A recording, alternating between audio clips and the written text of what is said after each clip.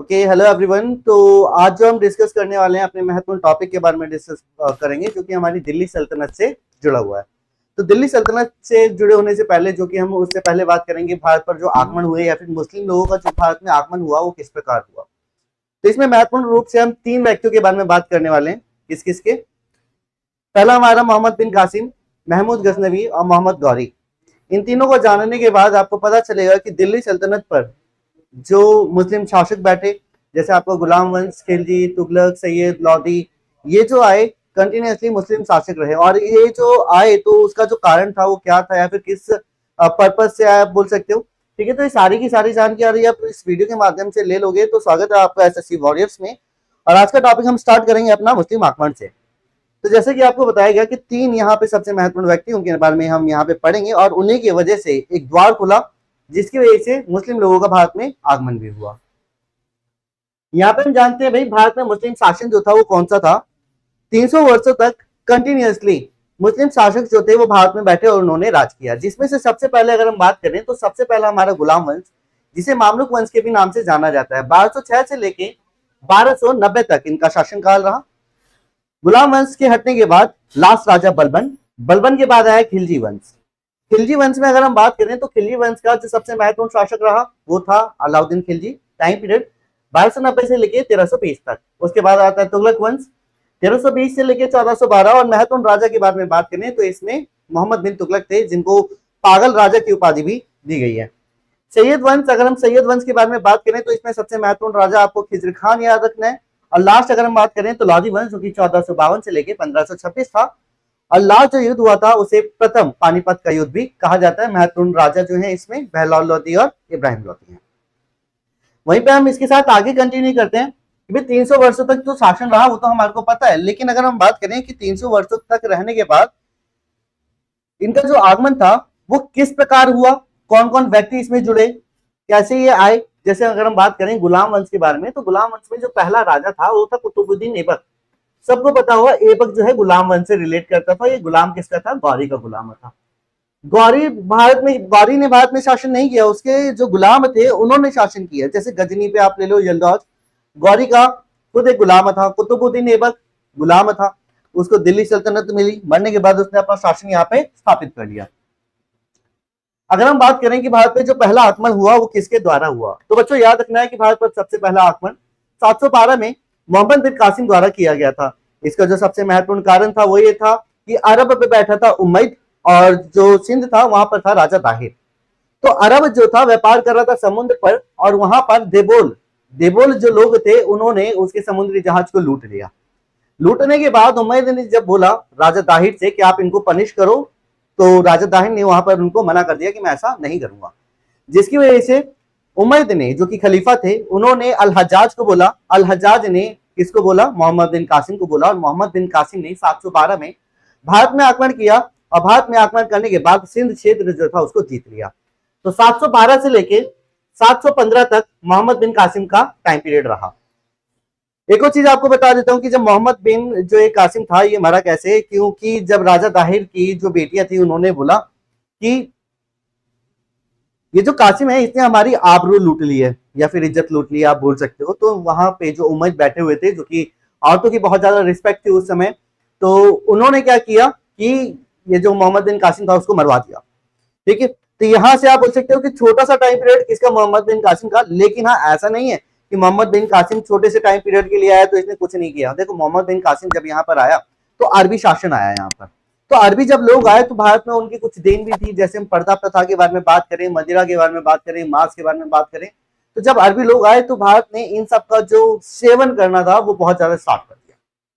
यहाँ तक आपको समझ में आ गया होगा। तो एक बार अच्छे से आपको समझा भी देते हैं। देखो, 8वीं शताब्दी के पूर्वार्ध में भारत के उत्तर पश्चिमी क्षेत्र, उत्तर पश्चिमी जो कि हमारा सिंध आज का पाकिस्तान है, अरबों ने आक्रमण किया कब? 712 में।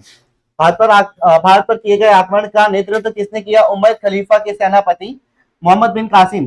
ठीक है, इसको नियुक्त किया था अल हज्जाज। अल हज्जाज और मोहम्मद बिन कासिम का अच्छा खासा रिलेशन भी था, दामाद और चाचा का बोल सकते हो। भारत में हुए आक्रमण का उद्देश्य अरब राज्य का विस्तार था। अपना विस्तार भी करना चाहते थे। थोड़ा सा और मैं आपको समझा देता हूँ थोड़ा इस्लाम के बारे में।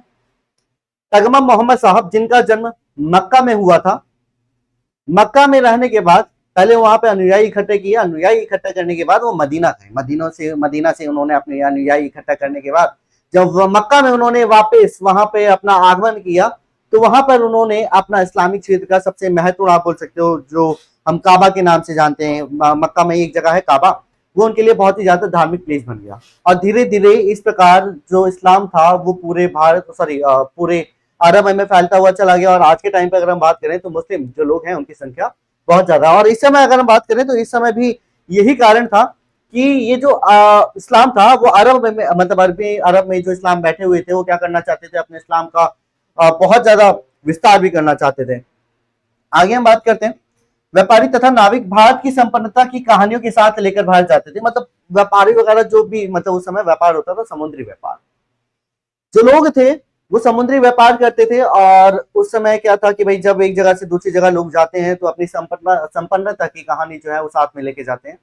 तो यहाँ पे सेम भारतीय जो लोग थे उनके साथ भी हुआ, और भारत के बारे में लोगों को पता भी चला कि भाई भारत जैसा जो राज्य है, सॉरी जो देश है, ठीक है, वहां पे बहुत ज्यादा बोल सकते हो पैसा या फिर सोने की चिड़िया भी बोला गया। यहाँ पे अगर हम बात करें तो यहाँ पे आगे देखना, हालांकि सिंध पर आक्रमण का कारण देवोल के लुटेरे, किसके, अभी आपको बताया, देवोल के लुटेरे थे। इन्होंने क्या किया, मालवाहक पोतों से हुई लूट का बदला लेने के लिए आक्रमण किया था। और राजा ताहिर को बल्कि बोला कि भैया तुम क्या करो, इनको दंडित करो, पनिश करो, लेकिन उसने क्या कर दिया, मना कर दिया, जिसकी वजह से अल हज्जाज ने अपने सेनापति किसको भेजा, मोहम्मद बिन कासिम को। और इस प्रकार हमारा भारत पर सबसे पहला मुस्लिम आक्रमण हो गया। अब जब मुस्लिम आक्रमण भारत पर हो जाते थे तो ये जो आप चित्र देख रहे हो इस चित्र के माध्यम से समझिएगा। देखो, या तो राजा जीत के चला जाए, या तो अगर वहीं पर है तो क्या करता था कि उसकी जो प्रजा है या तो उसको गुलाम बना लेगी, या तो उनको वैसे ही रखेगी जैसा पहले वाला राजा रखते थे। लेकिन मोस्ट ऑफ ऑल ऐसा होता था कि जब जीता हुआ क्षेत्र होता था वहां के लोगों को अपने साथ ले जाया जाता था ताकि उनको गुलाम बनाया जा सके। तो इस चित्र में भी आप देख सकते हो कि ये जो बाकी के लोग हैं ये गुलाम है, ये वो गुलाम है जो कि युद्ध भूमि में हारे हुए, या फिर आप बोल सकते हो वहां की प्रजा हो। अगर हम आगे बात करें, मोहम्मद बिन कासिम आपका हो गया, वह 712 में सिंध पहुंचा। उसने समुद्र तट पर राज कर रहे देवोल को पराजित किया और सिंधु नदी पार करके उसने किस पर आक्रमण किया, उसने किया राजा ताहिर पर। और बहुत सारे लोग जो थे वो मारे गए। यहाँ पे जो लोग जान बचा के भाग रहे थे उनकी भी मृत्यु हुई। और जैसे कि आपको बता दिया कि भाई यहाँ पर 715 में इसकी मृत्यु हो गई, 712 में भारत में आया, जीत गया, ठीक है, और 715 में क्या हो गई, इसकी मृत्यु भी हो गई। आगे अगर हम बात करें, ये आप जो चित्र देख रहे हो, ठीक है, ये जो चित्र है आपका, ये किसका है, मोहम्मद बिन कासिम का है, जिसने भारत में आक्रमण किया। और भारत में आक्रमण करने के बाद ये जो आप ग्रीन वाला क्षेत्र देख रहे हो, ठीक है, ये वो वाला क्षेत्र है जहां पर इन्होंने क्या किया, अपना क्षेत्र का विस्तार किया, या फिर ये वो क्षेत्र है जहां पर अरबी शासन रहा, ठीक है। आगे हम बात करते हैं महमूद गजनी। देखो ये भी बहुत ज्यादा इंपॉर्टेंट है। तो अगर महमूद गजनी के बारे में बात करें तो महमूद गजनी भारत में आया। भारत में जब वो आया 1001 से लेके 1030 तक आप बोलोगे, ये भारत में आया तो भारत में इसने क्या किया, लगभग 17 बार यहाँ पर आक्रमण किया। तो जब इसने 17 बार आक्रमण किया तो इसका कारण क्या था, ये देखो, इसका सबसे महत्वपूर्ण कारण था वो लूट करना था। अगर हम यहाँ पे महमूद गजनी के बारे में बात करें तो 1001 से लेके 30, यहाँ पे 1030 से लेके, महमूद गजनी 1030 से लेके 1001 से लेके, सॉरी 1001 से लेके 1030 तक यहाँ पे आप इसको मेंशन करोगे, कहां तक, 1030 तक। यहाँ पे कुल इसने कितनी बार, 17 बार आक्रमण किया। कितनी बार, 17 बार यहाँ पर टोटल इसने आक्रमण किया। सबसे पहला जो युद्ध किया था इसने किसके साथ किया था, जयपाल के साथ युद्ध किया था, याद रखना। अगर हम बिल्कुल ऐसे ब्रीफ अगर हम समझने की कोशिश करें तो महमूद गजनी भारत में 1001 में सबसे पहला आक्रमण करता है। पहला आक्रमण ये किसके साथ करता है, जयपाल के साथ करता है, और जयपाल के साथ युद्ध होता है जो कि हिंदुशाही शासक होता है, और जापान यहाँ पर हार जाता है। उसके बाद अगर हम बात करें 1004 से लेके 1006 तक गजनी ने मुल्तान के शासकों पर धावा बोला, और जल्द ही पंजाब भी इसने अपने शासन में ले लिया। अब यहाँ पे ये समझिएगा 1004 से लेके 1009 तक क्या इसने किया, 1004 से लेके 1009 तक नगरकोट, थानेसर, मथुरा, कन्नौज, इन सभी के मंदिरों को इसने लूटा। लूटने के बाद मतलब ऐसे खाली छोड़ दिया, वहां के जितने भी राजा थे सबको हराया। उसके बाद हम बात करते हैं 1008, आपको याद रखना है 1008 में नगरकोट में जो मंदिर था वहां पर इसने आक्रमण किया, और उसमें से सबसे बड़ी विजयों में से इसको एक बोला जाता है। एक और चीज आपको याद रखना है कि 1025 में इसने क्या किया था, हमारा सौराष्ट्र में जो सोमनाथ का मंदिर था, सबसे महत्वपूर्ण था सोमनाथ का मंदिर, सोमनाथ के मंदिर पर उसने 1025 में आक्रमण किया और उसको भी लूट लिया। ठीक है, अब यहाँ पे सोमनाथ के मंदिर को इसने क्या किया कि भाई लूट लिया और वहां पर ये रुका भी, ऐसा नहीं था कि वहां पे रुका नहीं, वहां पे थोड़ा सा रुका भी। उसके बाद अगर हम बात करें,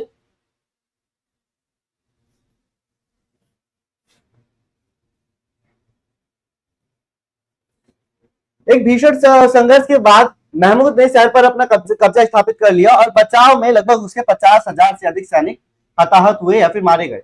महमूद ने लगभग 15 दिनों के बाद शहर छोड़ा, जब उसे गुजरात के शासक भीम प्रथम द्वारा यह पता चला कि भाई गुजरात का शासक भीम प्रथम जो है वो क्या करने वाला है, आक्रमण करने वाला है। ठीक है, सौराष्ट्र पर आक्रमण करने वाला है, जहां पर ये बैठा हुआ 15 दिन तक बैठा रहा और जब इसको पता चला तो यहाँ से ये चला गया। तो यहाँ पे 17 बार इसने आक्रमण किया। जब 16वीं बार आक्रमण किया तो बिहार की तरफ के कुछ लोग थे जो कि गुर्जर थे, ठीक है, उन्होंने क्या किया कि भाई ये जो गुर्जर और राजपूत थे उन्होंने क्या किया कि भाई यहाँ पर इसको मार के भगा दिया या फिर हरा के भगा दिया, आप ये बोल सकते हो। ठीक है, तो यहाँ पे हमारा ये दूसरा आक्रमण भी हो गया जो कि हमने बात करी कि भाई 1001 में आया, 1025 में इसने सबसे महत्वपूर्ण मंदिर जो कि सोमनाथ का मंदिर है वहां पर आक्रमण किया और 1030 में आप बोल सकते हो इसकी मृत्यु भी हो गई। अगर हम बिल्कुल सिंपल वे में गजनी के बारे में जाने, जो बेसिक नॉलेज है अगर हम बात करें उसके बारे में, तो देखो महमूद गजनी भारत में आया 1001 से लेके 1030 तक था। 1001 में सबसे पहला ये आक्रमण करता है जयपाल के साथ, जो कि जयपाल से ये जीत भी जाता है। उसके बाद मुल्तान वाला क्षेत्र भी जीत जाता है और पंजाब का क्षेत्र भी अपने हिस्से में कर लेता है। उसके बाद हम बात करें 1004 से लेके 1009 तक इसने और भी आक्रमण किए, जैसे मथुरा, थानेसर, इन क्षेत्रों पर आक्रमण करके इसने क्या किया कि वहां पर जो मंदिर थे उनको भी इसने लूट लिया। 1025 में अगर हम बात करें, 1025 का सबसे महत्वपूर्ण आक्रमण भी बोल सकते हो, जो कि सोमनाथ मंदिर पर इसने लूटमार की। लूटमार के बाद वो वहां पर गया, वहां से गया नहीं, वहां पे रुका, 15 दिनों तक रुका। उसके बाद जब उसको पता चला कि गुजरात के शासक भीम प्रथम जो है वो तैयारी कर रहे हैं युद्ध की, तो महमूद गजनी वहां से चला गया। उसके बाद 1030 में महमूद गजनी की मृत्यु हो जाती है। ठीक है, तो यहां तक आपको समझ में आ गया होगा। आगे अगर हम बात करें मोहम्मद गौरी, जिसे शहाबुद्दीन मोहम्मद के नाम से भी जाना जाता है। देखो शहाबुद्दीन मोहम्मद या फिर मोहम्मद गौरी ये भारत में आया, किस प्रकार आया, कैसे आया, वो भी हम बात करते हैं। 1173 में शहाबुद्दीन मोहम्मद गौरी, इसका टाइम पीरियड 1173 से लेकर 1206 तक का है। गजनी की गद्दी पर बैठा हुआ था। ख्वारिज साम्राज्य की बढ़ती शक्ति और बल का सामना करने में गौरी वंश सक्षम नहीं था।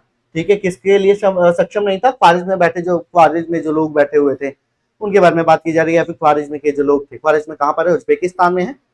ठीक है, और अलबिरूनी अगर आपने नाम सुना होगा तो अलबिरूनी भी ख्वारिज्म का ही था। ख्वारिज्म में एक जगह है खीवा, वहां का रहने वाला था और वो भी दिल्ली सल्तनत में आता है महमूद गजनी के द्वारा।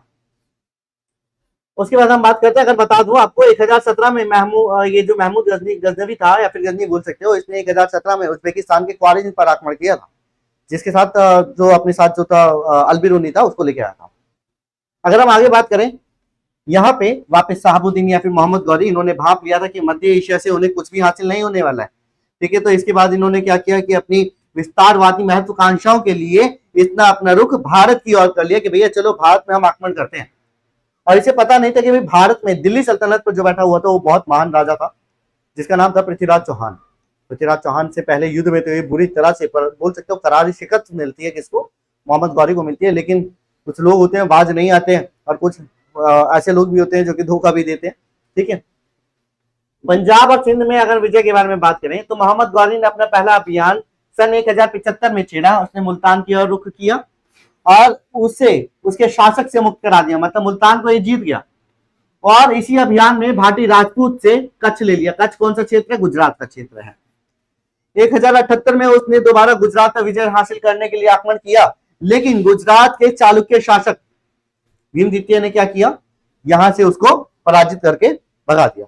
तो गुजरात पर इसका शासन नहीं हो पाया पूर्ण रूप से। आगे हम बात करते हैं 1090 में मुल्तान, सिंध, पंजाब ये अपने अधीन कर लेता है। कौन कौन सा? मुल्तान, सिंध, पंजाब 1090 में। और यहाँ पे दोआब जो क्षेत्र है, यहां से याद रखना, दोआब वो क्षेत्र है जो कि दो नदियों के बीच में होता है और दोआब वाले क्षेत्र पर ये अपना जीत, आप बोल सकते हो अपनी जीत जो था वो हासिल कर चुका था या फिर जीत चुका था। अब जो अगर हम बात करें, देखो मुल्तान, सिंध, पंजाब, पंजाब तो आपको पता है दिल्ली के ऊपर ही है, ठीक है, और दोआब वाला जो क्षेत्र है वो भी इसके लिए खाली हो गया, और दिल्ली सल्तनत जो था, ये दिल्ली सल्तनत पर अब ये क्या कर सकता है, अपना कब्जा कर सकता है। तो ये हमारा कौन सा है, दोआब वाला क्षेत्र है, कौन सा, दोआब वाला। अब यहाँ पे जब इसको भाई क्षेत्र मिल गया, मतलब खाली जगह मिल गई कि भाई मेरे को अब और किसी से आक्रमण नहीं करना है, सीधा दिल्ली सल्तनत पर मैं जा सकता हूं। तो अब यहाँ पर हुआ क्या कि तराइन का पहला युद्ध होता है। तराइन का पहला युद्ध जो होता है हमारा 1191 से 91 होता है, और दूसरा तराइन का युद्ध 1192 में होता है। पहले तराइन के युद्ध में अगर हम बात करें, वही गौरी और मोहम्मद गौरी और पृथ्वीराज चौहान के बीच में ये युद्ध होता है। मोहम्मद गौरी पृथ्वीराज चौहान के साथ जो ये युद्ध होता है, उसमें पृथ्वीराज चौहान जो है संपूर्ण रूप से जीत जाते हैं, और जीतने के बाद मोहम्मद गौरी जो है उसको जेल में डाल देते हैं। मोहम्मद गौरी को जेल में डालने के बाद मोहम्मद गौरी बोलता है या तो मुझे मार दो या तो मुझे छोड़ दो, ठीक है। छोड़ने के लिए जब वो बोलता है तो वो पृथ्वीराज चौहान से ये भी बोलता है कि भैया मैं जो है आज के बाद दिल्ली की तरफ कभी नहीं देखूंगा, या फिर भारत की तरफ कभी नहीं देखूंगा, मुझे माफ कर दो, ठीक है। तो पृथ्वीराज चौहान जो थे वो माफ भी कर देते हैं, किसको, मोहम्मद गौरी को माफ भी करते हैं, और उसके बाद उसको छोड़ देते हैं। अब यहाँ पे पृथ्वीराज चौहान की एक सबसे बड़ी गलती ये होती है कि जब मोहम्मद गौरी को छोड़ा उन्होंने, तो उन्होंने ये नहीं देखा कि मोहम्मद गौरी जाने के बाद क्या कर रहा है। मोहम्मद गौरी अगले तराइन के युद्ध की तैयारी कर रहा था, जिसका साथ दिया जयचंद ने। जयचंद जो था वो कन्नौज का राजा था, और इसलिए साथ दिया क्योंकि एक तो देखो, एक बात समझिएगा, जयचंद जो है वो ससुर है पृथ्वीराज चौहान का, ठीक है, और पृथ्वीराज चौहान उनका दामाद। उसके बावजूद जयचंद ने साथ दिया किसका, मोहम्मद गौरी का। क्यों, क्योंकि जयचंद दिल्ली सल्तनत अपने हाथ में लेना चाहता था, और उसकी पुत्री से विवाह कुछ इस प्रकार हुआ क्योंकि उसकी पुत्री जो थी वो पृथ्वीराज चौहान से प्यार करती थी, या फिर बहुत ज्यादा पसंद करती थी, उनको देखा भी हुआ था। और ये जो जयचंद होते हैं अपनी पुत्री का एक बार स्वयंवर रखवाते हैं, और पृथ्वीराज चौहान की एक डमी या फिर बोल सकते हो एक पुतला बनवाकर एक दरबारी के रूप में खड़ा कर देते हैं। उनकी जो पुत्री होती है उस पुतले के गले में माला डालकर उनको अपना स्वयंवर मान लेती है, और इस प्रकार जो है वो ससुर और दामाद का रिलेशन भी बन जाता है। और ऐसा नहीं है कि वो वहीं पर रही, पृथ्वीराज चौहान उनको लेके भी गए। जयचंद जो था उसको दिल्ली सल्तनत चाहिए थी, और मोहम्मद गौरी को लूटमार करना था। मोहम्मद गौरी ने क्या किया कि जब दूसरा तराइन का युद्ध हुआ तो जयचंद ने उसका साथ दिया, और जयचंद के साथ देने के बाद उसके पास घोड़े बहुत ज्यादा थे, और सबसे महत्वपूर्ण चीज भाई उसके पास कुशल सैनिक थी, और जो आक्रमण करना था उसको बिल्कुल सुनियोजित तरीके से किया था कि भाई जैसे मान लो कि अगर मेरे को कुछ चीज करनी है या फिर आक्रमण करना है, बिल्कुल अच्छे से प्रैक्टिस या फिर बोल सकते हो कि यार मैं पूरा प्लानिंग वगैरह करके करूंगा। तो सेम मोहम्मद गौरी ने भी किया, ठीक है। उसके जो घोड़े थे, घोड़े के खुरों में उन्होंने ना लगवा दी ताकि घोड़े जो है उनकी लंबी उम्र हो जाए या फिर बहुत तेजी से भी दौड़ पाए। दूसरा, जब तराइन का युद्ध होता है तो इसमें पृथ्वीराज चौहान जो है वो कंप्लीटली हार जाते हैं, और पृथ्वीराज चौहान के हारने के बाद वो उनको अपने साथ ले जाता है तुर्क, और वहां पर ले जाने के बाद उनको बंदी बना लेता है। पृथ्वीराज चौहान से वो बोलते हैं कि तुमने मेरे को माफ किया तो मैं भी तुम्हारे को क्षमा करने के लिए तैयार हूं, लेकिन उसके लिए तुम्हारे को इस्लाम धर्म को कबूल करना पड़ेगा और मेरे से माफी मांगनी पड़ेगी। जब ये पृथ्वीराज चौहान ने नहीं माना तो पृथ्वीराज चौहान की आंखें फोड़वा दी और उनको जेल में डलवा दिया। उनका एक महत्वपूर्ण साथी, सेनापति आप बोल सकते हो, ठीक है, वो भी वहीं पर था जेल में, और उन्होंने सुना कि भाई तीरंदाजी का मुकाबला करवा रहा है पृथ्वीराज चौहान। तो उनका जो साथी होता है बोलता है कि भाई हम भी भाग ले लेते हैं। पृथ्वीराज चौहान बोलते हैं कि भाई हम कैसे भाग ले सकते हैं, मेरी तो आंखें भी नहीं है, मैं कैसे मारूंगा उसको। उन्होंने बोला कि आपको कुछ नहीं करना, आपको उसमें भूमि पर उतरना है, और उसके बाद मैं तुम्हारे को इंस्ट्रक्शन दूंगा कि कैसे बैठा है, कहाँ बैठा है, आप तीर चला देना। तो सेम यही सिनेरियो होता है, जब वो वहां पर तीरंदाजी के मुकाबले में जाते हैं तो उनका जो साथी होता है वो सारी की सारी डिटेल उनको देता है कि भाई राजा कितनी दूर है, कितनी ऊपर बैठा हुआ है, सारी जानकारी दे देता है। और वहां पर पृथ्वीराज चौहान बिल्कुल सटीक तीर चलाकर मोहम्मद गौरी को मार देते हैं। मोहम्मद गौरी की इस प्रकार जो मृत्यु हुई कब हुई, 1206 में। अब 1206 में ही कौन मारा, पृथ्वीराज चौहान, क्योंकि अब सिंपल सी बात है जब मोहम्मद गौरी को मारा पृथ्वीराज चौहान की भी मृत्यु होनी है ना। तो यहां तक तो आपको समझ में आ गया होगा। तराइन का जो आपका दूसरा युद्ध था, ये आपकी युद्ध भूमि की कुछ तस्वीरें हैं। और आगे अगर हम बात करें तो उसके बाद एक और जो युद्ध होता है, यहाँ पर पृथ्वीराज चौहान तो हार जाते हैं। 1194 चंदावर का युद्ध होता है। जयचंद अभी गया नहीं है, जयचंद अभी बचा हुआ, एक कन्नौज पर ही बैठा हुआ। कहां पर, कन्नौज पर ही बैठा हुआ है। 1194 में कन्नौज पर आक्रमण करके जयचंद को भी ये मरवा देता है, जिसे चंदावर का युद्ध बोला जाता है। 1206 में तो ये मर गया, गौरी मर गया, गौरी जो था जब यहां से गया तो दिल्ली सल्तनत पर ऐबक को बैठा के चला गया, ठीक है, ऐबक को, और ऐबक जो था वो उसका गुलाम था। इस प्रकार आप बोल सकते हो कि कौन सा वन स्टार्ट हुआ, ऐबक था, ठीक है। अब यहाँ पे ऐबक जो था वो यहाँ पे रहा है 1206 में, जब इसकी मृत्यु हो गई तो दिल्ली सल्तनत पर कंप्लीटली ऐबक आ गया। और यहाँ पर ऐबक जो था वो गुलाम वंश या फिर मामलुक वंश भी आप इसको बोल सकते हो, मामलुक वंश या फिर गुलाम वंश, ठीक है। 1206 से लेके 1290 1290 तक इसका शासन, इसका मतलब गुलाम वंश का टाइम पीरियड जो है उसके बारे में बता रहे हैं। इसमें अगर महत्वपूर्ण राजा के बारे में बात करें तो आपको कुतुबुद्दीन ऐबक हो गया, इल्तुतमिश हो गया, रजिया सुल्तान हो गई, नसीरुद्दीन हो गया, बलबन हो गया, ठीक है, महत्वपूर्ण राजाओं में से। उसके बाद आपको बता दें तो भाई कौन सा आता है, इसके बाद आता है पहला गुलाम, दूसरा खिलजी, तुगलक, सैयद, लोदी। बस ये दिल्ली सल्तनत है, और इनके बारे में हम अगली वीडियो में पढ़ेंगे। तो होपफुली आपको सभी समझ में आया होगा, वीडियो में मजा आया होगा। वीडियो अच्छी लगी तो वीडियो को लाइक करना, चैनल को सब्सक्राइब करना, अपने दोस्तों के साथ जरूर शेयर करना। आज के लिए हम यहाँ पे इसको समाप्त करते हैं, मिलेंगे आपसे नेक्स्ट क्लास में। ऐसी आपकी कंटिन्यूसली क्लासेस आती रहेंगी। चैनल को सब्सक्राइब करना बिल्कुल नहीं मत भूलिएगा।